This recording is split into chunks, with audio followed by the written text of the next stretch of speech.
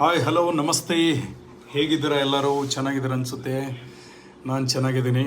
ಇವತ್ತು ಒಂದು ಒಳ್ಳೆ ಟಾಪಿಕ್ ಬಗ್ಗೆ ಮಾತಾಡೋಣ ಅಂತ ಬಂದಿದ್ದೀನಿ. ಅದೇನಪ್ಪ ಅಂದರೆ, ಒಂದಾನೊಂದು ಕಾಲದಲ್ಲಿ ಬ್ಯಾಂಗ್ಳೂರು ಸುತ್ತಮುತ್ತ ಇರೋ ಜಾಗಗಳೆಲ್ಲ ವಿಲೇಜಸ್, ಹಳ್ಳಿಗಳು. ಆದರೆ ಇವಾಗ ಸಿಟೀಸ್. ಬಟ್ ಇವಾಗ ನಾವು ಸೇಮ್ ಮಿಸ್ಟೇಕ್ ಮಾಡ್ತಾಯಿದ್ದೀವಿ. ಏನಪ್ಪ ಅಂದರೆ, ಎಲ್ಲರೂ ಬಂದುಬಿಟ್ಟು ಸರ್ ಮೇನ್ ರೋಡ್ಗಿದೆನೋ ಪ್ರಾಪರ್ಟೀಸು, ಮೇನ್ ರೋಡ್ಗಿದೆನೋ, ಮೇನ್ ರೋಡಾ ಅದು ಒಳಗಡೆ ಇದೆನೋ ಅದು ಇಂಪಾರ್ಟೆಂಟ್ ಅಲ್ಲ.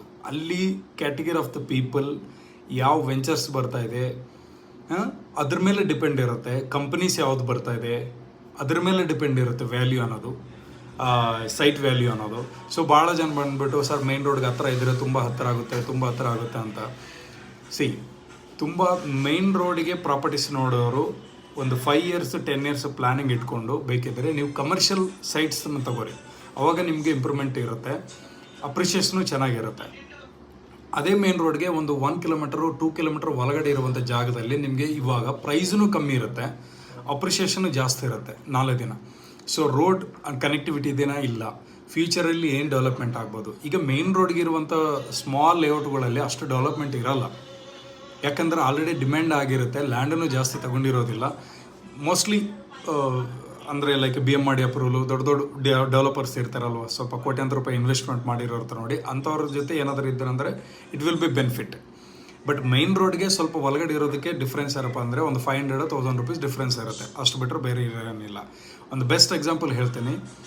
Previous ring road, outer ring road ಬಂದುಬಿಟ್ಟು ಮಾರ್ತಳ್ಳಿ ರೋಡ್ ಇದೆ ಅಲ್ವಾ.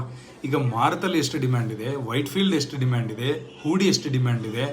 ನಿನಗೆ ಮೈನ್ ರೋಡ್ಗೆ, ವೈಟ್ ಫೀಲ್ಡ್ಗೆ, ಹೂಡಿಗೆ ಎಷ್ಟು ಡಿಫ್ರೆನ್ಸ್ ಇದೆ. ಈ KRPuram ರೋಡ್ಗೆ ಮಿನಿಮಮ್ಮು ಒಂದು 3 kilometers 4 kilometers ಒಳಗಡೆ ಇರುತ್ತೆ.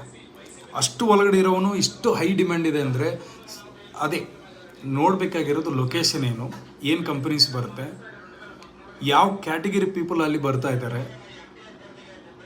ಸೊ ಓಪನ್ ಸ್ಪೇಸ್ ಇದ್ರೇ ಡೆವಲಪ್ಮೆಂಟಿಗೆ ಅಧಿಕಾರ ಇರುತ್ತೆ, ಅಂದರೆ ಡೆವಲಪ್ಮೆಂಟ್ ಆಗೋದಕ್ಕೆ ಚಾನ್ಸಸ್ ಇರುತ್ತೆ.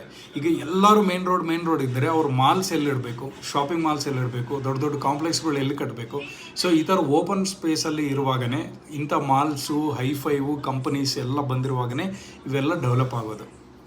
ಸೊ ಬೆಂಗಳೂರು ಸಿಟಿ 360 ಡಿಗ್ರಿಯಲ್ಲಿ ಯಾವುದೇ ಜಾಗದಲ್ಲಿ ನೀವು ಹೋಗಿ ಇನ್ವೆಸ್ಟ್ಮೆಂಟ್ ಮಾಡಿದ್ರೂ ಮಿನಿಮಮ್ 5 to 10 years ವೆಯ್ಟ್ ಮಾಡಿದ್ರೆ 100% ನಿಮಗೆ ಮೋರ್ ದೆನ್ 10 times ನಿಮಗೆ ರಿಟರ್ನ್ಸ್ ಅನ್ನೋದು ಸಿಗುತ್ತೆ.